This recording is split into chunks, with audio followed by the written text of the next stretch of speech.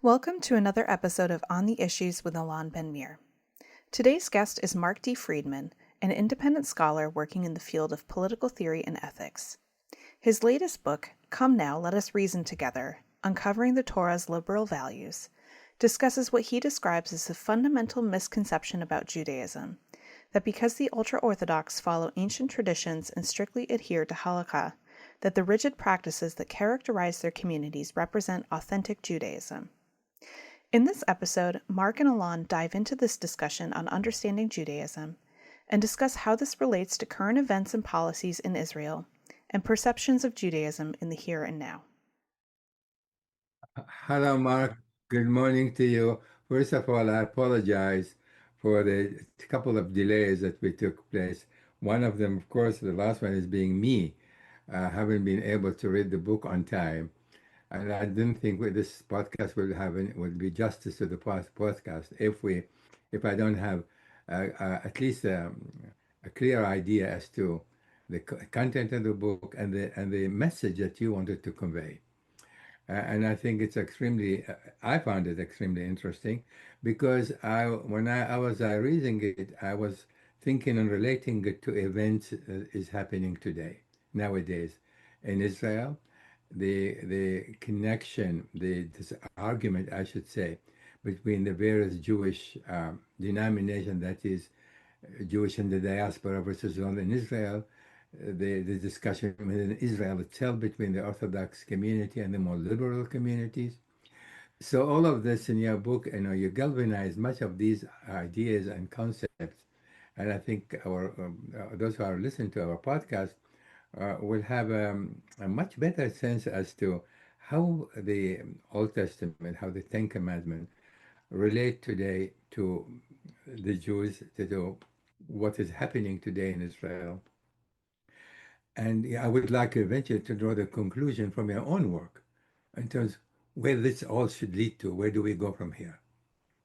Well, So let thank me you very start much. by asking you first please, if you, for the audience would like to hear your take on generally what you have, I don't want to say summarize the book, but certainly the thrust of what you're trying to argue in the book. Well, thank you very much for taking the time to read my book, and thank you also for having me on. I'm delighted to be here and discuss these questions with you. I guess I start with the observation, or the origin of my book started with the observation that Judaism isn't terribly well understood. The key concepts, the heart, the soul of Judaism has somehow gotten lost or distorted over the many centuries, millennia actually, in which Judaism has existed. And I think part of that is because the Torah has clearly some, what I regard, I think, inescapably regard as very immoral, unethical commandments that just strike modern eyes and ears as being atrocious and something that no civilized or liberal society could tolerate.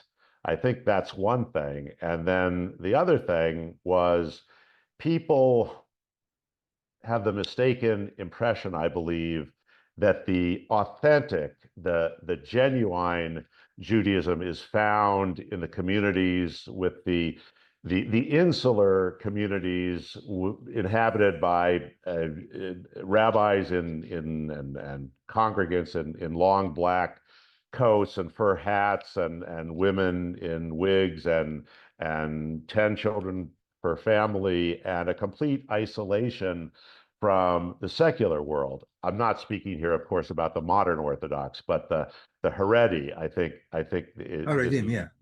this is true of. And these communities are illiberal, I think, in an obvious way, in that they're extremely hierarchical.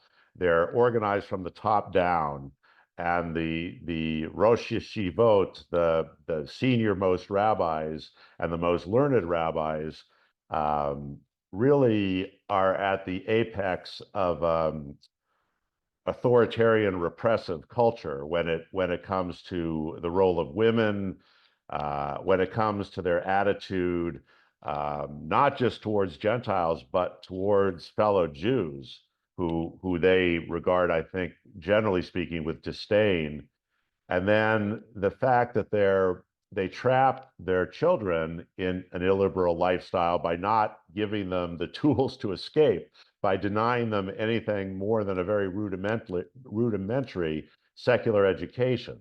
So for these reasons, I think the true character of Judaism has gotten lost along the road. And what I regard as the true character is revealed in the Talmudic era, in the Talmud and other classical sources, and this era from roughly the destruction of the Second Temple until the closing of the Talmud. So we're talking 70 of the Common Era to around the closing of the 6th century of the Common Era is known as Rabbinic Judaism.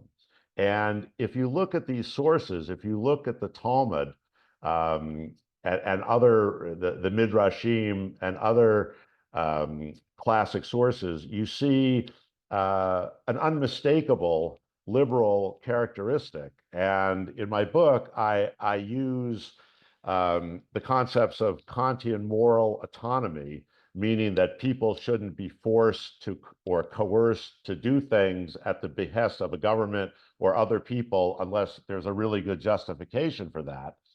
And then also through the lens of Karl Popper, who was a great epistemologist, philosopher of science in the 20th century, who held a very strong view in terms of what he regarded as the open society, meaning that a society should always be in the process of changing. It should always be in the process of considering new ideas and ways of living and pluralism and tolerance. And that if you look at these classic sources, you see tremendous evidence that that's exactly what the rabbis of that era had in mind. And unfortunately, in the era that followed the era of rabbinic Judaism, it was dominated by certain academies in Persia.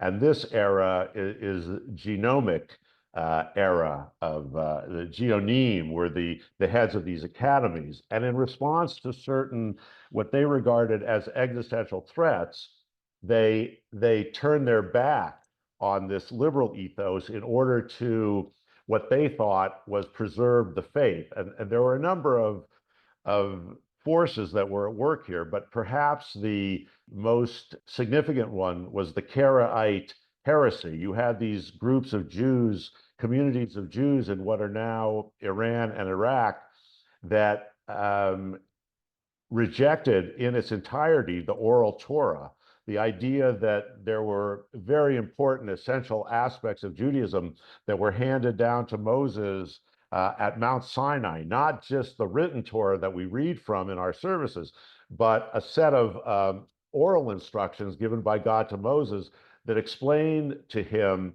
how all these very vague commandments set forth in the Torah were to be implemented in day-to-day life. And because the Karaites were rejecting this and saying, well, any educated Jew can read the Torah and decide these things for themselves, we reject the whole idea of the oral law. The Geonim said, well, no, this oral law was handed down from Moses on Sinai. Before, these traditions just developed organically, and different communities had different traditions about how they were going to observe, for example, Shabbat, or how they were going to observe the laws of kashrut. Each community was free to do this on their own, and so you had this pluralism and this tolerance that was characteristic of Judaism in that era. But in order to fight the Karaites, the highest rabbinic authorities said, no, these were not just oral traditions and customs that developed organically. These came from God. And so if you're violating these, you're a bad Jew. You're no longer, you're no longer doing Judaism. You're doing something else. You're a heretic. And so this pushed Judaism in a regressive way.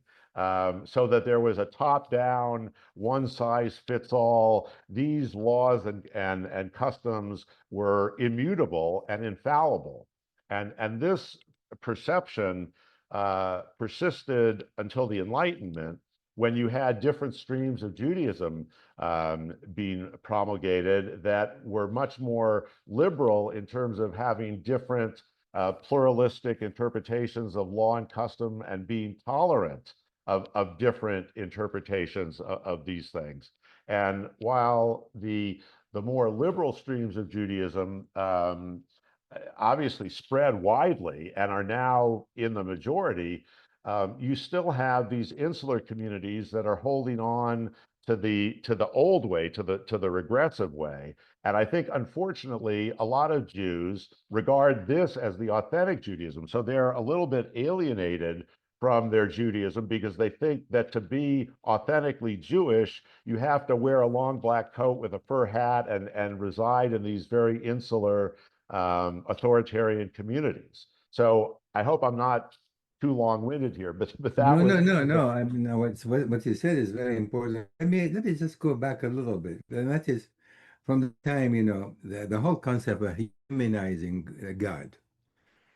Starting with that. That is from the time of Abraham. That is, the idea was, however we as a human can envision, can see, can interpret in our mind who God is, and then, but the idea was, if you're humanizing God, then we will be able, as a human being, to conceive or perceive God. But however, that is still going to be limited by our capacity, by the extent of our vision. How far can we go in order to be able to perceive God, and how God actually wants to perceive by us as a human being, given the fact that in one part of what you are saying, that the commandment is the moral dimension of the commandment was actually given to the people to interpret as they see fit. Of course, within certain confinement, that is the commandments: love their neighbors, be helpful, be compassionate, be kind. That has to be the overall guidance. But then, if God is humanized, we also have our own limitation in terms of what God is all about, because we are human and we have our own limitations. As I see it, so we give God certain qualities, certain attributes, the most powerful, the most compassionate, the most understanding, the most caring, the qualities that we as a human being can conceive as being noble and special. And we as people try to strive constantly to reach a higher and higher level, knowing, however, that we can never reach the level that is how God is perceiving these quality, albeit He's created that we created in His image. So, are you with me on this for a minute? Of yes, course you yes, are. I am. Yes, I am. So the question today, that is, and I think you agree, that over time, as the discussion and the argument over the commandment, the Old Testament, and the halakhah, over so many centuries, that's been written, interpreting just about every comma and every dot in the Old Testament. So we created a volume, a life of its own. And when you speak about Judaism is not understood, and it is absolutely not understood. But I'd like it to now in the content of what I just said, how else can you actually understand Judaism in order to be able to apply yourself and become a better Jew? That is, what is missing there from your perspective in order for more and more common people understand what Judaism is all about, to what extent and how that can be applicable today to the day-to-day life today as we see it as Jews. Right. I think that's a very important question that you're asking, and I agree with your preliminary remarks that preceded it. I think that the missing element is um, the notion of constant innovation. That if you read the classic sources, they were giving us permission, a license to innovate as circumstances would change. It was expected. I believe the rabbis of that era expected, and God expected. If you read the Torah as sort of God's instruction manual of how Jews are to live, it was the expectation that we would take upon ourselves the mantle of changing the laws in order, as our moral knowledge and our moral consciousness evolved, and we became more aware that we were no different in terms of the value of human life. We were no different than Gentiles or anybody else. And so there's this expectation that we would take it upon ourselves to change the law. And there's one really unmistakable example of this. There's several, but one that is just glaring is that in the book of Numbers, there's this procedure outlined in which a husband who suspects his wife of adultery takes her to the high priest, and there's a trial by ordeal. And she drinks this potion. And well, first of all, she's given the opportunity to confess that she's an adulteress. If she confesses, then there's an immediate divorce. She's shamed, but no physical harm comes to her. But if she denies that she's an adulteress, then she's subjected to a trial by ordeal where she drinks this potion. And if she's innocent, she survives. If she's guilty, she dies an agonizing death.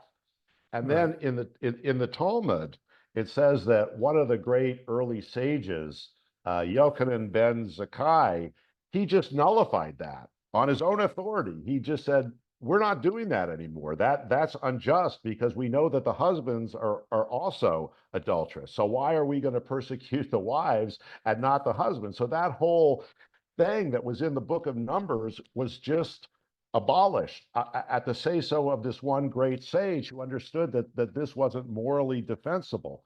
And there are capital crimes. There are throughout the Torah, there are numerous capital crimes that would subject you to execution, things that today seem to us to be absurd, obscene, like witchcraft or Sabbath desecration or certain sexual immorality. These were in the Torah supposed to lead to capital punishment, but over the centuries, the rabbis altered the law in such a way that it was essentially impossible to execute people for these crimes because of the evidentiary burdens that they impose. That the person to be executed had to have been warned publicly, and then there had to be two live witnesses who witnessed this immorality.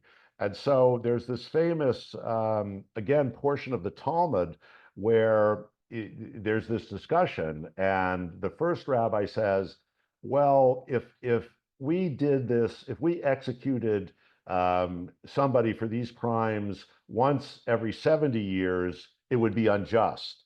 And then other rabbis come along and say, well, no, if we executed them once every 70 years, it would be unjust. And then Rabbi Akiva and his mentor come along and say, well, we would never have executed anybody. It was, so they're taking these draconian punishments that are outlined in the Torah, and they're just saying, well, we're not doing that anymore because our knowledge has improved, our moral sensitivity has improved. And I think that they weren't being unfaithful to the spirit of the Torah. They were implementing the spirit of the Torah in their interpretation of the laws. So again, I hope I haven't gone too far afield. No. This is very important. That is, if the Torah is taken at face value, then in a way it's immoral to extent that society cannot tolerate. So it was always a necessity over the centuries to adjust, provided it remains relevant and directly connected. That is, it is not taking opposing position versus the Torah or the commandment, but allow for a human being to interpret that in order to fit the era, the time in which they are living in, and develop a set of morals that remain consistent with the Torah and God commandment. And that is where obviously we as Jews today, I mean, I can see myself as such. That is, I read the Torah when I was a little boy. I read the entire Tanakh from page to page. There was a test in Israel. They read a pasuk, a sentence, and they'll ask you from which book and who says it and when. And that was the test. And I entered that test, but that was 50 years ago. I'm glad I wasn't tested on that. I'm afraid I would have failed. So I must pretend not to remember hardly any of that. So I'm going to take this now to the so-called religious people in the Israeli government. Let us as take Ben-Meir and let us take Smotrich, right? They consider themselves religious. They are not rabbis, right? Right, And they are now having, and they feel that they have the prerogative to interpret the Tanakh, the Torah, the Ten Commandments, as they see fit, amazing. They pick what they want in terms that suits their orientation, political orientation, and they use God as an excuse to excuse that orientation. And they assume some other liberal position when they choose to. That is, given that, okay, you can, and as a human being, interpret and your morality, provided it is consistent, they pick and choose these people, and then they find a way to justify the genocide that Israel today is committing in Israel, that is kill men, women, children, anything living. This is exactly what a minister in Israel said, so that just like the Amalekite, Abraham said, why? Why would you want to punish the children for the sin of their fathers? right, But right. then you have Israeli government today is killing men, women, and children for the sin of so-called Hamas. I would like you to your observation on this particular point, because this is very relevant to what is happening today in Israel as we speak, as a matter of fact, with the invasion of Gaza City. Right. There's clearly my perspective on the Torah is that in its heart, in its essence, it's liberal. And liberal means, among other things, there are no special rules. Everybody is bound by the same rules. You can't say, well, God told me I could kill these people, but it would be wrong if they killed our people. I mean, it's just a basic understanding of liberalism that, to put it colloquially, one size fits all. There's no special rules. You can't claim it's okay for me to do something, but not okay for you to do something. So if it would be okay for me to kill civilians indiscriminately because I think that God told me to do it, then you have to acknowledge that it would be okay for a different group of people to kill you indiscriminately because their God told you to do it. So one of the fundamental principles of liberalism that I touch on in my book is that it has to be consistent. It has to be one size fits all. Exactly. There's no special rules for special people, and this is where religion could be a great evil if it leads people to think that they get to do certain things, but it would be wrong if other groups did the same thing to them. It can't work that way. That's profoundly antithetical to the whole concept of liberalism. And on this idea of the Amalekites and the idea that we have license to hunt them down in eternity and commit genocide against them whenever we find them, men, women, and children. That was rebutted actually by Maimonides. Yes, yes, yeah. Yeah, many, many centuries ago. He said, I think this might have been a rationalization as opposed to him just flatly rejecting this whole moral idea. But his rationalization was, well, the identity of the Amalekites has been lost to history. I mean, their peoples have been mixed up. There's been conquests. There's been absorption. One group of people were absorbed into another. There's no way to tell who the Amalekites are today. So that's just that's just null and void in its entirety. Now, whether that was really his rationale or that was something that he thought he could sell to his contemporaries, I personally think the former, but there's no way to decipher that. So, I mean, this whole notion of liberalism is something that's deeply embedded in the Torah and all of the related documents, that we read from every day in Judaism. I just wanted to continue this particular thought, and that is, if God is allowing, or we assume that we can interpret morality as we see it, because we as a human, we're progressing, we're growing, provided we maintain a certain framework beyond which we do not cross. Then I just want to go back to the behavior of the Israeli government today, because this is what the people would like to see.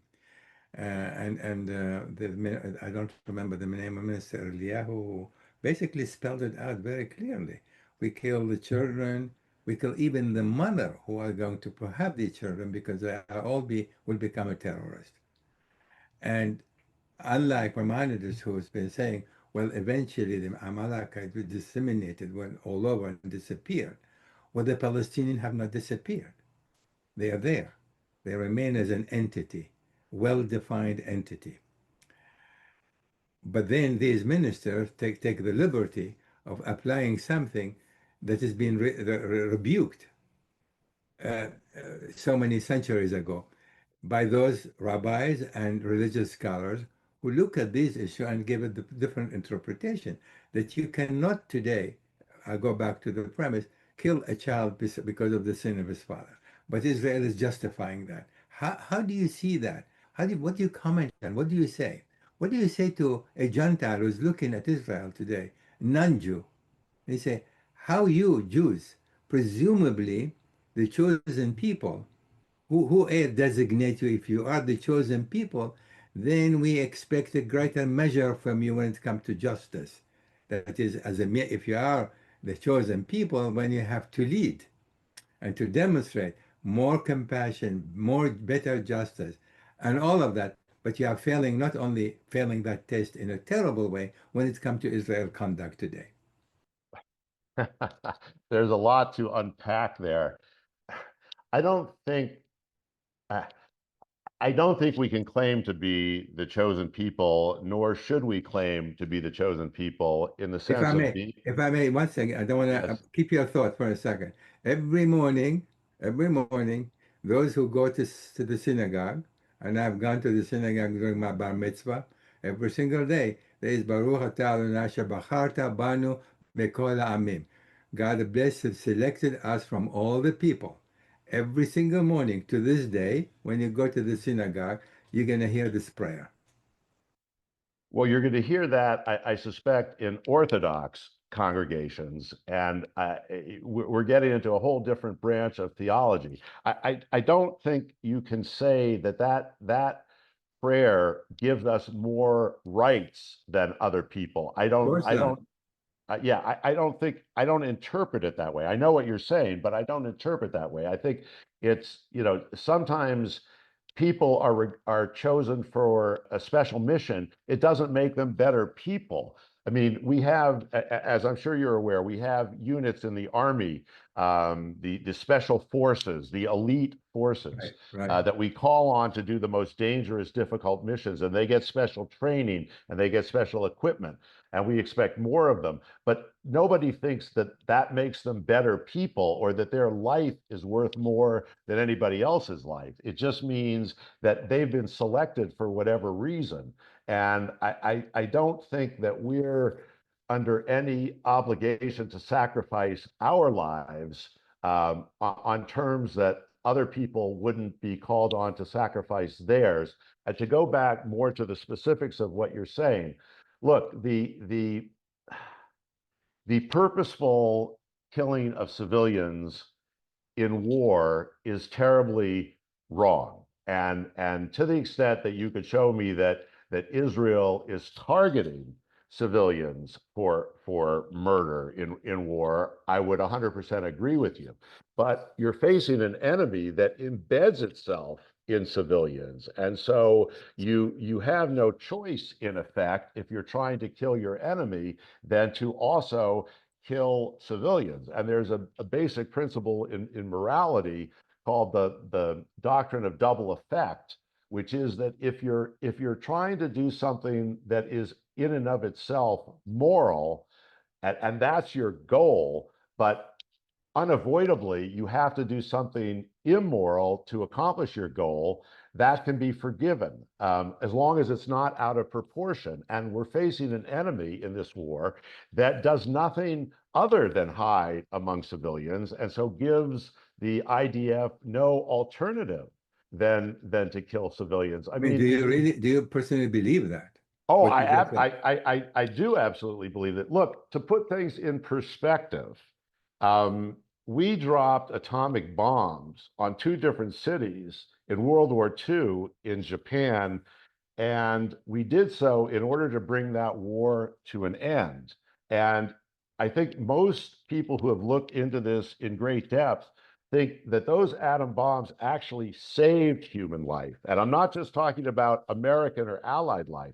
They saved Japanese life, because the Japanese were prepared to fight a guerrilla war for the next, many decades. And the prelude to having Japan today, which is a civilized, advanced country that people look to as a moral exemplar, I think, because they have been very pacifistic in the main.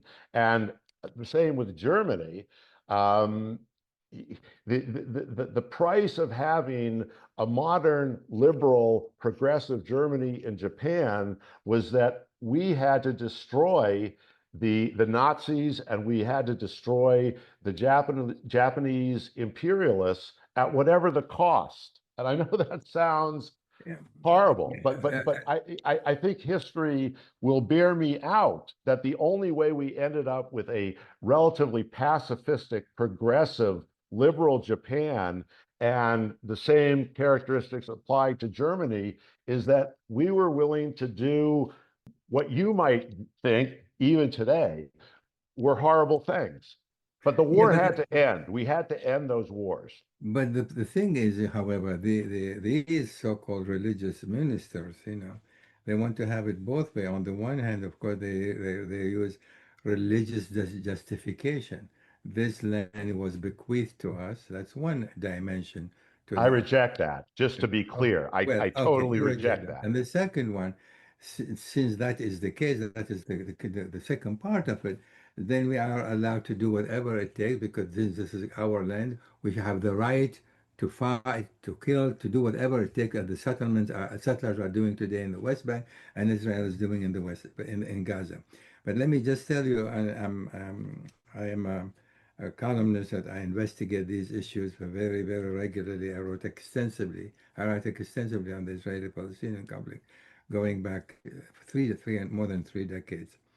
There is absolutely clear evidence that what Israel has done, that there was absolutely no need, no matter how much collateral damage you can cause as a result of inadvertent, because Hamas is hiding within the Jewish within the communities. So if you want to kill Hamas an operative, inadvertently you're going to kill as well many civilians.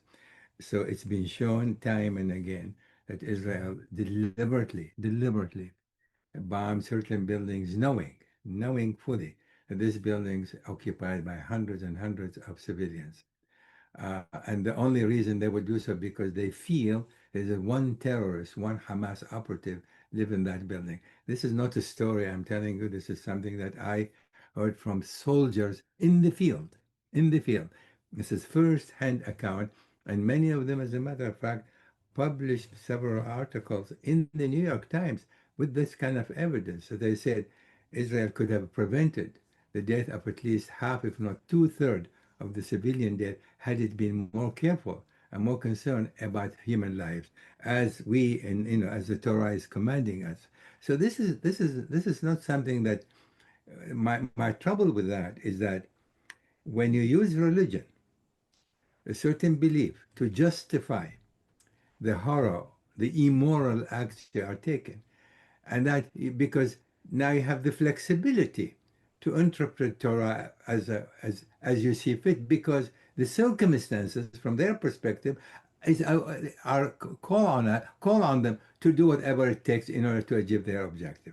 So don't you think that the interpretation, the moral interpretation that they have assumed upon themselves is so more liberal, so more open, that it allows them to cross just about any and every red line, because presumably God provided the moral guidelines, and it is now up to you to interpret it to suit the period, the time you are living in. And so war is going to exact that kind of punishment, and that is how they are justifying it today. Well, I agree with that totally. I mean, the doctrine of double effect, which is what I was describing before, where if there's no way to destroy a military target, uh, but for also killing innocent civilians, the guiding principle there is one of proportionality. If you have one terrorist in a skyscraper, you can't take down the skyscraper and kill 1,000 people to get that one terrorist. And I have no doubt that, like in every other war that has ever been fought, at least in the modern age, there have been war crimes committed by the IDF. I have no doubt. But I mean, the whole battle from the Hamas point of view is a war crime. They are using indiscriminately human shields. They are everybody in Gaza is a human shield because they embed themselves with the civilians. They have tunnels underground where to destroy the tunnel and their commanders, you have to kill a lot of civilians who are living above the tunnel. So, I mean, war is an ugly thing, and I don't think there's ever been a war in the modern era, at least, where there have not been terrible war crimes. But the reason there are terrible war crimes is that the whole strategy of Hamas is to hide among civilians. They don't do anything but hide among civilians. And again, to go back to Well, if I may stop you there, yeah, just sure, for go ahead, just go for a ahead. second, the killing, the collateral damage that is happening. However, of course, we obviously disagree in terms of intention here. That is, proportionality did not exist and has not existed in this war at all from day one, as a matter of fact. Again, and based on my very direct investigation with so many people being directly involved, including members of my family who still live in Israel. If you put this aside, how you, for example, justify the deprivation of the Palestinian from having food, water, and starving, basically reaching a stage of famine. Is that collateral damage? Is that inadvertent? Is that has to happen? Or the explanation, the Israeli explanation is that basically using this as a weapon of war, to starve the communities. And the explanation is, well, the Hamas is taking much of these supplies, and it is not our fault. I mean, do you see that again as an act that is transcend any level of collateral damage that presumably is caused because what you are saying, Hamas is hiding within the civilian community. Here they were not hiding. In fact, they're coming to try to collect their food, and they are shot when they are there collecting their food. How do you explain that? Again, I just wanted to focus on the religious dimension because this is really the discussion here. I don't want to make it necessarily political in terms of how you justify that Well, I when you don't. actually go to the synagogue every single morning and pray for God. I don't justify that. I mean, the whole notion of liberalism, as I think I alluded to earlier, is that one size fits all. There's no special rules for you because you think God's on your side. That's the antithesis of liberalism.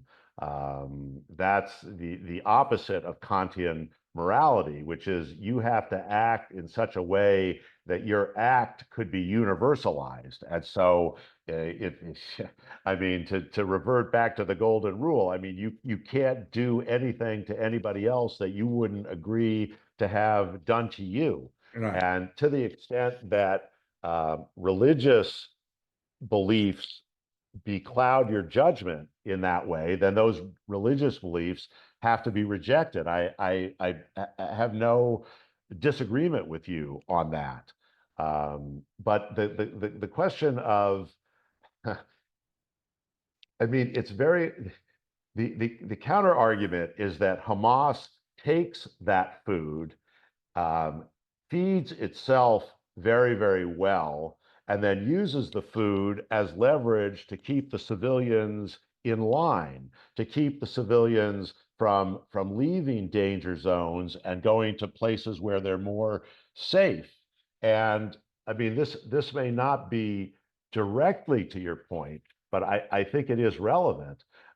Egypt has whatever guilt you want to lay upon the IDF, even more guilt it ends up at the doorstep of Egypt, who has refused to allow a single refugee into its country where there is plenty of room to feed them and shelter them.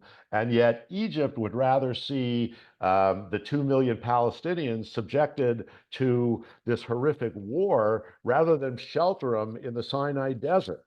Yeah, And but so, you cannot blame another party for not doing well, certain but it's things part of the, it's in part order of to the, justify what the Israelis are doing. I mean, you can make that kind of comparison anywhere you want.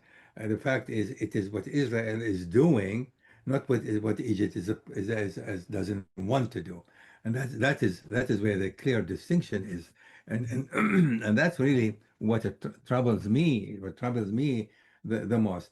Let me just move into, because I'd like to cover a couple other points because it's sure, important, and I get your sure, input on it. So today, sure. the discussion in Israel between Haredim and the civilian community is that Haredim refuse to allow their kids to go to the military, Yes. and they present a certain argument. I'd like your take on it. That is, what they argue, that there's got to be a Jewish constituency that is going to fully must continuously and fully continue to the study of the Torah, because we, the Haredim, provide that continuity. Without us, there will be no continuity. And Jewish liberalism eventually will take over, and there will be no such a thing as Judaism as the way they envision it, or it should be. How do you see that? Well, Judaism is the way they envision it, in my estimation, and as I describe in the book, is illiberal. And so I can't defend the continuation of a lifestyle and a community that is illiberal, because the point of illiberalism is that they deny equal rights to other people. And so it's unconscionable that they declare for themselves a right to avoid military service or even national service. They won't even do national service because I think it's been proposed, okay, you don't want to join the military, fine. You can work at hospitals, you can work at other things that will promote human life without having to join the military. They reject that too because they don't want their children to be quote unquote contaminated, but it's the exact opposite. They want their children not to be liberal in the old classic sense of liberal, which is everybody has equal rights and equal responsibilities. They want to declare for themselves special privileges, special rights. We want the state to support us in the yeshiva and pay all these bills and allow us essentially to mooch, if I can use slang. We want the right to mooch off all you more productive people who are out there earning a living, and we want your tax dollars to go to us because we're special. I mean, I can't emphasize how much I reject that. And I'm sure you're familiar with the history. This was Ben-Gurion's idea when the survival of Israel was at stake. And in order to get everybody on board, he said, okay, you've got, and really it was in these terms, you've got 100 elite scholars who are, mavens of the Torah. And you want them to continue to study. Okay, we'll give you a pass for those 100 scholars. He didn't think it was going to be 100,000 scholars or whatever the number today is. So it's just an abomination. If Judaism can't survive in that form, then that's probably a good thing, because I don't think that's authentic Judaism. I don't think that's what the rabbis of the Torah had in mind. And there's, by the way, as you probably know, there's nothing in the Torah itself that justifies this. There is a part of the Torah that says if you fall into the following categories, you're exempt from military service. But those aren't the categories that the ultra-Orthodox are trying to take advantage of. So to add insult to injury, they claim to be all these Torah scholars, yet they're ignoring the Torah that doesn't exempt them. So it's unconscionable.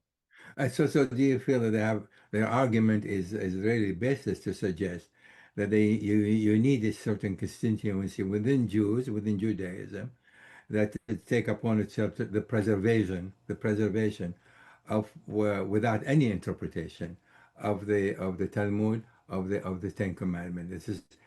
That is, if you have limits to that interpretation which they want to preserve, then it's not going to, then our Judaism will not continue evolve and evolve and evolve and eventually lose its meaning and become just like anybody else. No, And I totally reject I mean, that. this is what they claim, that is to preserve the so-called chosen. It has to fall within the framework of maintaining continuity of what they claim to be doing when it's supposed to be the right thing to do. Obviously, you disagree with that. Well, I have a compromise. Let them designate their 100 greatest scholars, and those scholars can be exempt, and they can stay in safety in their yeshivot and in their schools of learning, and everybody else will join the IDF. I mean, there's plenty of scholarship. I mean, the modern Orthodox, as you probably know, at least as well as I do, the modern Orthodox are the backbone of the IDF. They represent a lot of the officer corps. And the modern Orthodox have gone through the same studies of the Talmud and the Torah and all the 24 books of the Bible as the ultra-Orthodox. So I don't see any reason why we can't have this great scholarship conducted by people who aren't illiberal in their core. But I've spoken my piece on that. I think No, we're no. in agreement. I mean, you make your point in the book quite clearly. That is one of the interpretation. In fact, what that is, treating minorities, treating others not like you with respect. Because if God, if a human being were created in God's image, even if they differ from you in whichever way, language, colors, all of that, they're still a human being, and you still have to respect them as a human being and not trash them only because they're not like you. And that, Absolutely.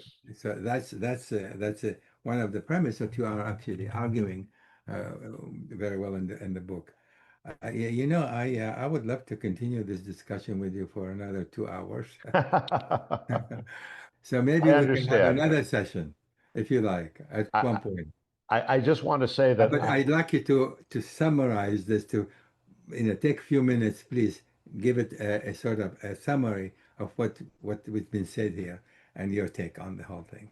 Sure. Well, let me express again my appreciation for your having me on your It's a podcast pleasure. and conducting a very civil discussion, even though everybody listening to this will understand that we disagree on some points. But I think we've still had a very civil, productive discussion, and I And of want to course, thank that's you. what it has to be. Well, I thank you very much for that. Um, I mean, to sum up, um, I think Judaism is misperceived in the common mind, both by Gentiles and by other Jews. And perhaps if if the book were to take root, it would produce a more liberal brand of Judaism, in the sense I think that you and I would both embrace, that whatever we think is the essence of Judaism, it has to be consistent with our best moral principles, our best current moral principles that are agreed to across religions and by atheists, that there's some common principles of morality that Right. in the modern world we have come to accept.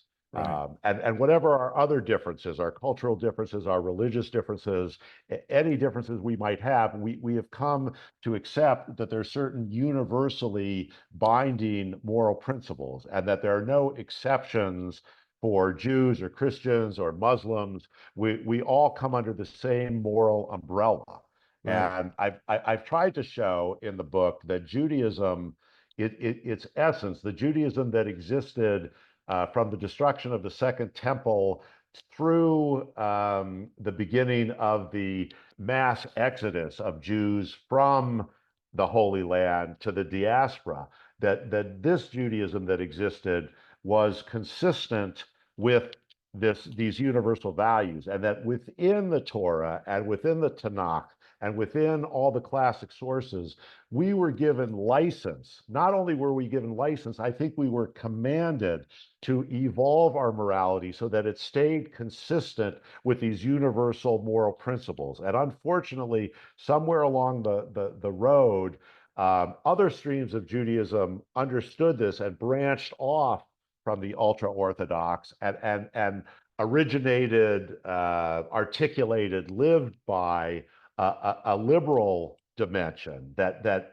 asked for no special privileges and didn't think that Jews were better than anybody else, or that Christians were inferior, whatever these crazy beliefs that unfortunately some ultra-Orthodox Jews still harbor. So Right. that was the intent, I guess, to try to rescue Judaism in the minds of the popular crowd, and to bring Jews back to Judaism, back to what I regard as the authentic liberal version of Judaism, without giving up any of the majesty, any of the authority of Judaism, to keep that intact, yet to evolve a more liberal, universalistic type of Judaism that still has respect for and still values ritual. It just doesn't value ritual to the exclusion of these basic fundamental moral principles. And just to Yeah, conclude, that's a great. I think I have to follow this with one yeah, question. One more yeah. question for you, and that's the final question indeed. So what happened now in the war in Gaza? To what extent you, from your perspective, feel that has damaged Judaism in the eyes of other people? That is, Israel being considered as a Jewish state, having conducted from the perspective of what people see it from the outside, what is happening in Gaza. To what extent, I'm merely asking a question to you, so your evaluation, to what extent you feel, because what I'm hearing, it is Israel today, to regain its high moral ground, it may take even a generation. Do you feel what Israel has done has impact negatively, very adversely, to the idea of Judaism, what Judaism stands for? Yes, unmistakably, I agree with that. Our place in the world, if you want to put it that way, our perception in the world has been diminished. I think there's no denying that. Where you and I may differ is how just that is. I mean, we didn't do anything to the Nazis or to Hitler. We were passive people, deeply enmeshed and assimilated into German culture. And we were trying to be, the German Jews were trying to be the best possible Germans as well as the best possible Jews. It didn't stop the Holocaust. So at some point, one, and I know we disagree on this, but at some point you have to do what is necessary for your survival, whatever the perception is among the other peoples of the world. And again, I know we have profound disagreements, but I want to thank you for discussing them in a very civilized and professional and respectful manner. And I wish you and your continuing podcast nothing but the best, and good luck. Thank you. I'm sure you have enlightened who everyone was going to listen to this. I thank you for taking the time. Well, Mark, thank you so much again. I have half a dozen more questions I would have asked you, but perhaps we'll leave it for some other time. Well, thank you very much. All the best to you. Thank you so much. Okay. Thank you. Bye-bye. Bye now. Thank you for listening to this episode on the issues. You can find this podcast on my SoundCloud page, and stay tuned to my social media accounts for the latest analysis and announcements.